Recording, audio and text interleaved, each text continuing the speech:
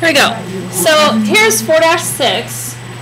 Let's look at this really closely for a minute. So remember the unit circle, that thing I'm going to give you a test on, right? Oh, we talked about that this week. Several tests. You better know it.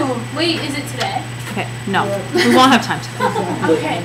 Okay, can I continue? All right. So don't forget that your ordered pairs on this unit circle are cosine, comma, sine, right? Isn't that your x and your y? Ah, there we go. So that's your x and your y. So these are our 4 important north, south, east, west points, correct? 0, pi, pi over 2, 3 pi over 2. And of course this can also be 2 pi.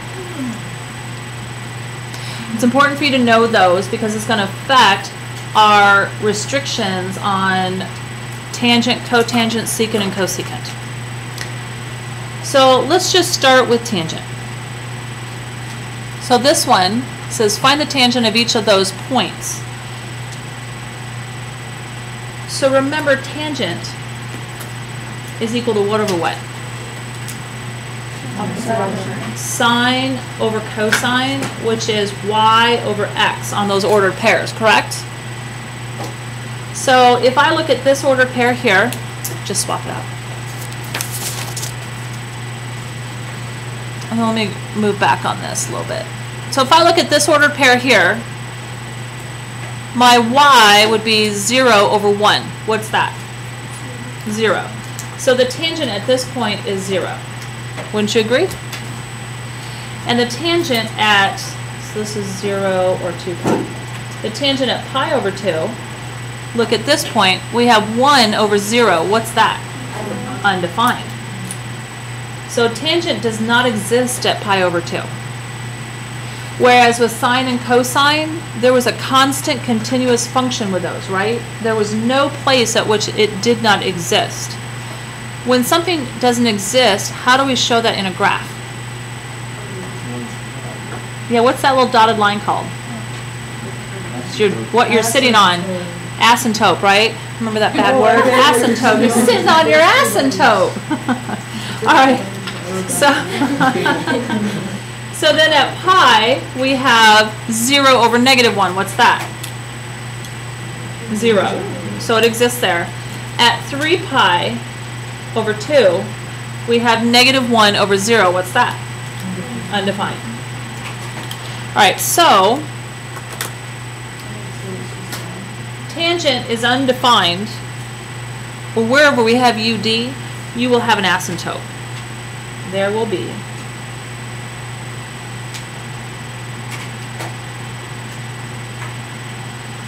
This is the most important thing that you have to find on tangent, cotangent, secant, and cosecant, or where it's undefined. So there will be an asymptote at that point. So let's just look at one that's just the plain y equals tangent of x. Okay, so we're going to look at this. Same things apply about amplitude, period change, horizontal and vertical shift. Same things as applied as in 4-1 with sine and cosine. None of that is different. Okay, so let's just look at how tangent looks. I want you to take your calculator, and I want you to go to y equals and clear that out. And I just want you to put tangent of x and the parentheses. This is a great graph. Isn't that pretty? Look at that. What's happening here and here? What's happening? What's happening here and here and here and here and here? Those are asymptotes. Remember, most of your calculators don't show them. Some of your calculators show them. Like, let me see yours. Okay, Danny's looks like a heart monitor, right? Danny's looks like a heart monitor, right? Well, that's because he's got the older calculator and it's showing these asymptotes in here, right? So those are the asymptotes, and it's showing where it's coming close to the asymptote, but it's really technically not touching it. Okay. So some of you have that, most of you shouldn't. You should have this. Just depends on how old your calculator is, okay? So that's what we're looking for. They're fun. I love them, but you have to know. Stop using that word. Fun. You have to know where it curves. Tangent starts in the upper right corner and goes and swerves in a S curve down to the lower left corner. What do you think cotangent is going to do? It's going to go the opposite. It's going to go in the upper left and swerve down to the lower right. So, first things we have to do are find our asymptotes. Your normal period for tangent is just pi. Because when does it, you'll start to see when does it start to repeat. As you can see here, one full S curve is right here. That's the distance from here to here is of pi. Total distance of pi. Well, it's hard to see on your calculator because your x-axis isn't partitioned. What is it from? It doesn't start at 0. So here we go. You ready? All right. So your period is pi, right? So that's a change from sine and cosine. Your period is changed from 2 pi to pi. But that's your standard period. Your domain is everything. Your domain is all real numbers except x cannot equal pi over 2 because remember that's where it was undefined, plus every multiple of pi from there, because if it goes in, if your normal period is pi, we're going to have to add pi to pi over 2 because from here to here, isn't there a distance of pi in between? So every time we come to an undefined, they're always pi apart. One pi, 1 pi, 1 pi, 1 pi. Do you love it? So you all are going, oh good Lord. This is not, did I not tell you this was not going to be your favorite thing ever? You're making stuff up. I'm not making it up. Isn't what's the difference from This is here? more Just real than listen. imaginary numbers. Just listen. No, but this is real. This actually exists. What's the distance on the unit circle from pi to 3 pi over 2? What's the actual distance? Pi. That's why your period is now pi. The distance from undefined to undefined is distance of pi. That's why your period is pi. Plus, our distances between our asymptotes are also pi. But the first asymptote occurs where? What's the first asymptote? At pi over 2. So, partition your number line out this way. This is going to be pi over 2. Pi. 3 pi over 2. 2 pi. Why are you like stupid? Range space for not. Yeah. And then from here on, I was just going to only label it every pi because I wanted you to see. Now we have 3 pi. And I'm only going to go out to 4 pi as far as my labeling goes. So each hash mark in here is a pi over 4, right? True? You want to give yourself some room. So go on the left. This is negative pi over 2. Negative pi. And then negative 3 pi over 2.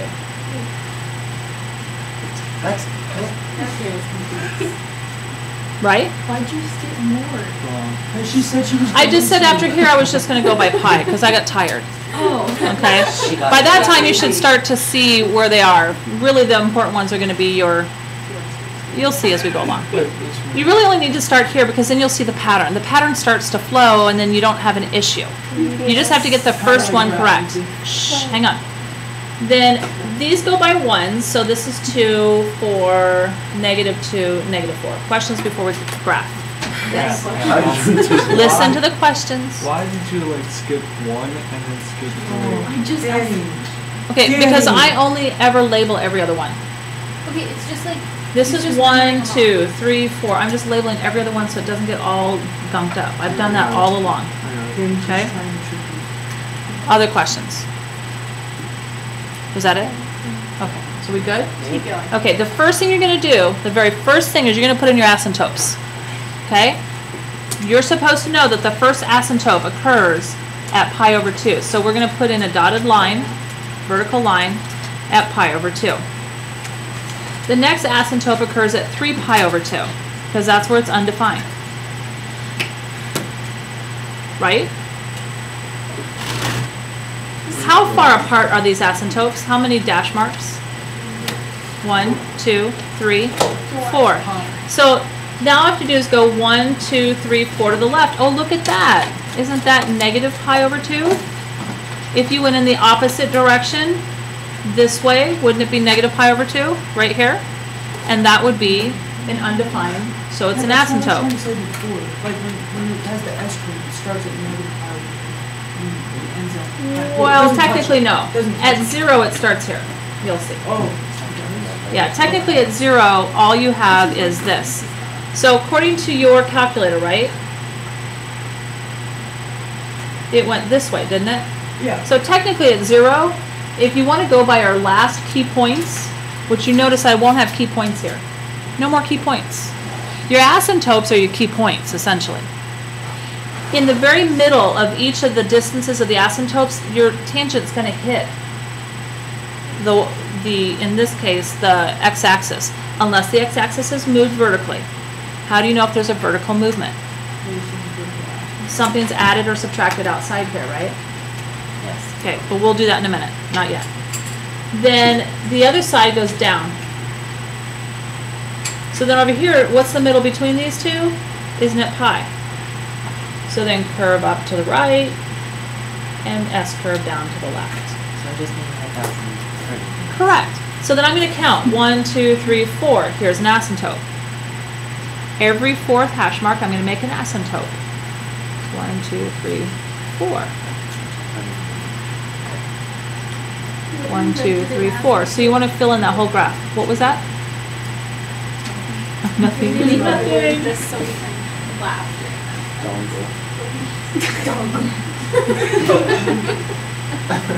Math likes to use a lot of weird words just to see if you're awake. And then from here, once I figure out, the asymptote is going to give you the shape of the curve. You're responsible for knowing what the shape of that curve is. That's really all you have to remember, that and how to find your asymptotes. Yes? So when we're doing this kind of graph, we have to make sure that we fill out the whole. Correct. Yes. So make your graph as short as possible if you don't want to fill it up. Right? What's the most reliable, or the most reliable? Well, it depends on if I've given you the worksheet or if you're making it. But you need to do at least, I would say, 2 periods. Is that really 2 pi. 2 pi wide. Okay. But your period could change, as you'll see in a minute. Oh, Well, great. Is what you just taught us is now there's not. no, not true. Not true. Chemistry all over. Not true. Chemistry makes more sense. I've never seen such a class that is so resistant. No, To this. actually kind of true. Okay, now, that's all we've done, right? All you had to do was find your asymptotes. That was it. Okay, so let's look at cotangent. Okay, so cotangent, let's go ahead and make a little unit circle here. Okay, I'm a little off, but who cares? So this is our 0, our pi over 2, you care, pi, and 3 pi over 2. So cotangent is what over what? No, cosine over sine, right? It's just the inverse. And so isn't that x over y? Okay, so go back to up here, way up here, right? So x over y, what's 1 over 0 going to give us? Undefined. What's 0 over 1 going to give me? Nope. 0. 0 over 1, 0. What's negative 1 over 0? Undefined. And then what's 0 over negative 1? 0. So haven't the asymptotes completely changed on cotangent? So just, Whatever was an asymptote now isn't, and vice versa. so just remove it. 2 Yeah. points over here. The period between the asymptotes is still pi, right? But our first asymptote is at 0 this time. So the y-axis is an asymptote in a normal graph of cotangent. And I'm just going to count, well, let's partition this off. 1, 2, 3, here's pi.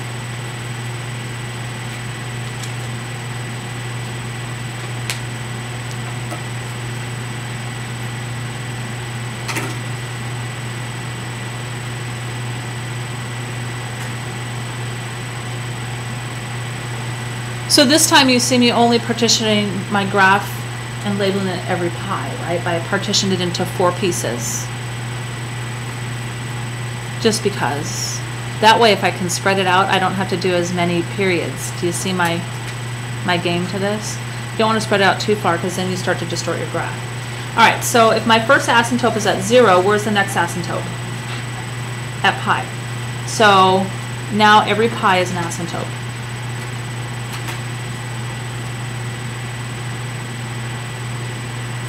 See how much quicker this is going?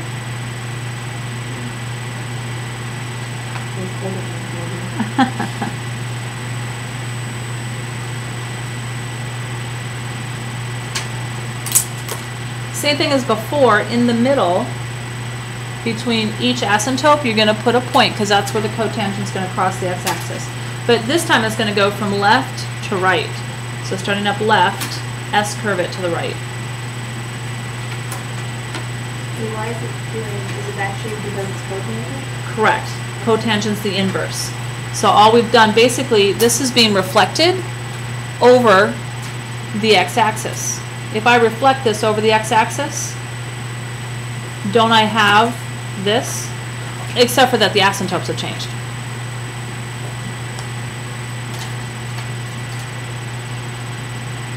This can be very artistic. Unfortunately, I am not artistic, so, and plus I get impatient, so then my graphs start to... Now over here, because I still have, you know, enough that I can put my midpoint here, I'm still going to go and try to finish it out as far as possible. Do we have to? Yes.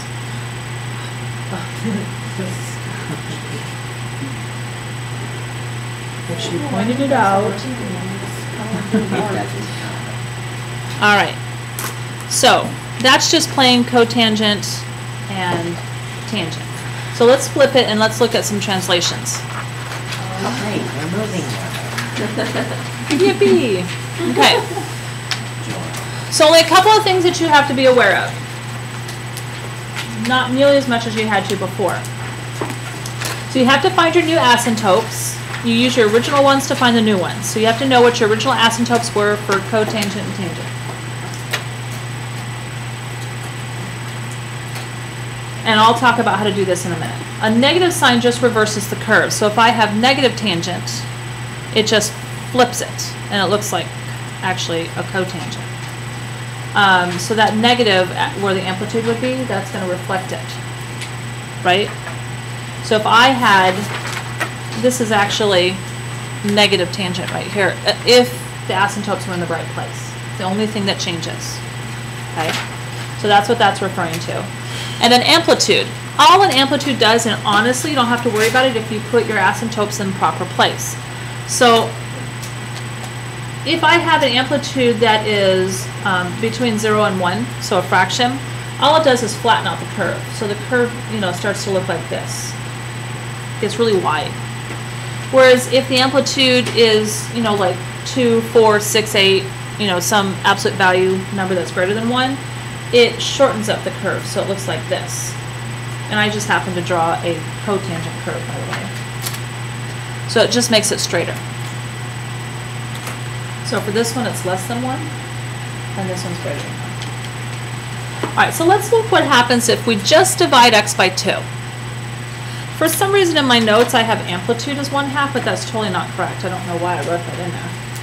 I'll have to fix it. No. All right, so what we need to do is find our asymptotes, because what this is doing is affecting my asymptote. So you're going to take this x over 2, because that's affecting my period, right? Isn't it? This is no different than the tangent of 1/2 x, so it does not affect my period. Okay? So look what it ends up actually doing. So if this is x over 2, and this is what it says, you have to set up an inequality. Well, I wouldn't even set up an inequality. I wouldn't worry about that. Take the x over 2.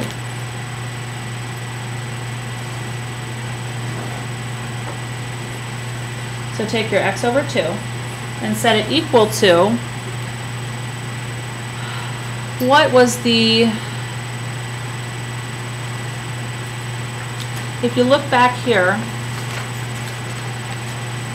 let's look at a first full curve. You could use this curve or you could use this curve, but I'm going to use this period here versus this period. If I look at this period, what's the first asymptote on the left? Negative pi over 2. And what's the asymptote on the right? Pi over 2. So I'm just going to take this curve right here, okay? You could take this one, but we're going to take this one. Doesn't matter. So I have negative, I'm going to set my first, this equal to negative pi over 2. So I have to figure out what is x. So what is x? They're both over 2. What does x have to be? Yeah, x has to be equal to negative pi. That's my first asymptote now. Then take the x over 2 and set it equal to the second asymptote. In this case, this one on the right. So I'm going to set it equal to pi over 2. So what does x equal this time? Pi. So my asymptotes have stretched out. What's the distance between the two asymptotes now? What's negative pi to pi? What's that distance? 4. Negative pi to pi. How many pi's? 2 pi's, right? Normally, the normal period is 1 pi, right? So remember, when this right here is 1/2, they're calling it amplitude. I really don't know why they're calling it that. That's really not what it is. But when this number in front of x is less than 1, it's going to make a flatter curve. If I stretch out my asymptotes, it makes a flatter curve. So watch what happens. So we're going to still take this. This is pi. 2 pi. 3 pi. 4 pi. And then negative.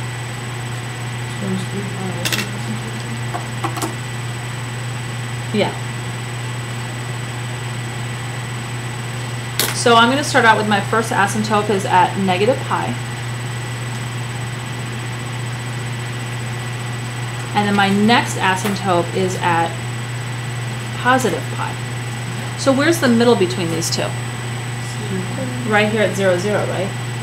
And does tangent come from the upper left or the upper right? Upper right. So it's going to go in this direction. See how it's getting flatter? See how it flattened out? Got stretched out? It's a lot flatter in the middle here. So then continue that pattern. There's a distance of, the next one's not 2 pi because there's a distance of 8, right, in between them. So the next asymptote, as Mike says, is at 3 pi. And I'm not going to have room to even have another asymptote, right? But I can do a partial. And then my midpoint would be here.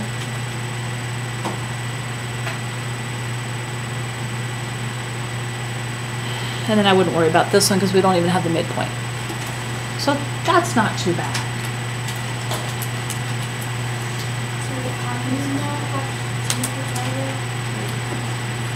Because I took whatever's happening to x here and I set it equal to one of the periods. You choose a period. I happen to choose this one. So what happened was this got moved to negative pi and this one got moved to pi. So it created a wider period when it's 1/2 x. If it were 2x, it'd create a narrower period. And you'd see our period go from a distance of 4 hash marks into 2. Okay, yes. Yes. Well, now we're going to look at this one. Okay, so look at example 2. So for example 2, we have an amplitude going on, which isn't a big deal, except for it has a reflection, doesn't it?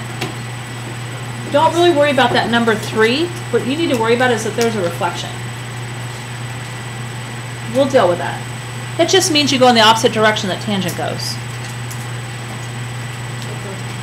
Yeah, you'll go in the cotangent direction, so you'll start in the upper left. That's all you have to know to do. But we have to find our asymptotes first. So here's our asymptote.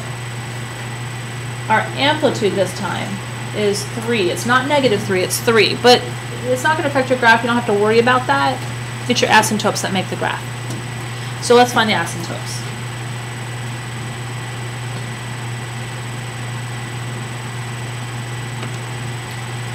So for tangent, I'm going to take this 2x and I'm going to put it over 1. and I'm going to set it equal to the same thing we did above here. I'm going to use the same negative pi over 2 and pi over 2. I'm going to use that same period. So set it equal to negative pi over 2. So there's 1. And then take the 2x over 1 and set it equal to positive pi over 2. Because these represent one normal full period. Then how do we solve for x? Cross multiply. So we end up here with 4x is equal to negative pi. Divide by 4, you get x is equal to negative pi over 4. Remember how I said it was going to compact it and take this and move it in? So originally, on this one, it was originally here and it moved out 2. Well, if this is the original one and I'm doubling it in tangent, it really means we're cutting it in half, so it moves only 1 into here. Because this one's originally, isn't it going to move into here? So it's going to make a much steeper curve. So here, cross multiply, watch, you're going to have a lot of asymptotes. And then divide by 4. How far apart is negative pi over 4 and pi over 4? Yeah, pi over 2. So this time our period was cut in half to pi over 2. So you're going to have a lot more asymptotes. So our first one starts here. Well, let's go ahead and label these every pi.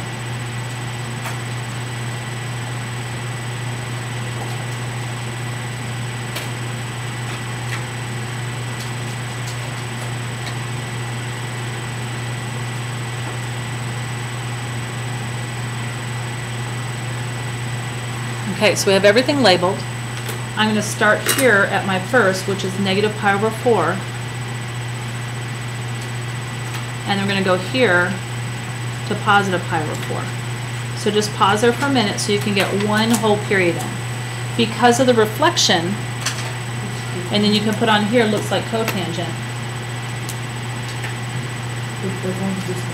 That's only because it's negative. Instead of starting in the upper right, we start in the upper left.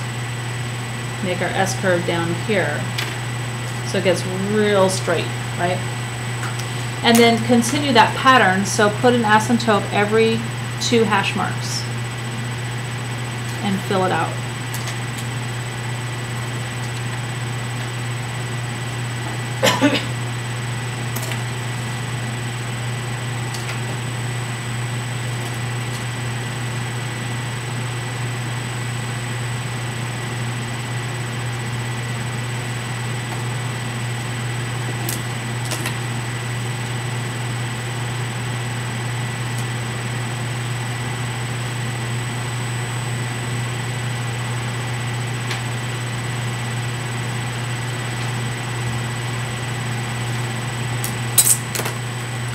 And then start with your centers and make your curves.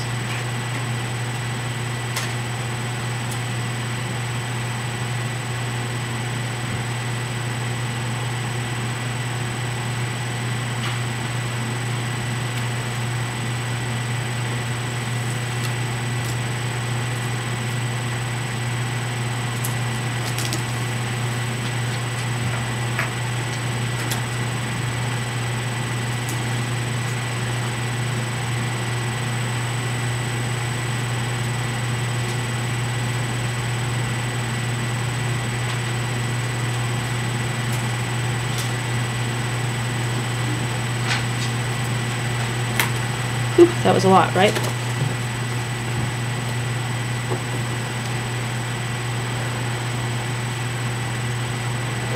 Then the only one that we haven't gotten to today that I wanted to get to today, but that's all right. The only one that we didn't get to was this one. But I think at this point you ought to be able to do this on your own. This one's not, stop for just a minute, listen. Stop for just a minute. This one has an amplitude of 2, it is not reflected, so it does look like the cotangent. But you have to set x over 3 equal to what? Well, this is tangent. What's the original cotangent? If I'm here, what's the original cotangent asymptote? At 0 and at pi. So if I were you, I would take that one. So you're going to set your pi over 3 because it's cotangent to find your asymptotes. Set pi over, or x over 3 equal to 0 and x over 3 equal to pi and solve for x. So we'll finish that tomorrow. You only have a couple of homework assignments to do, 4 of them.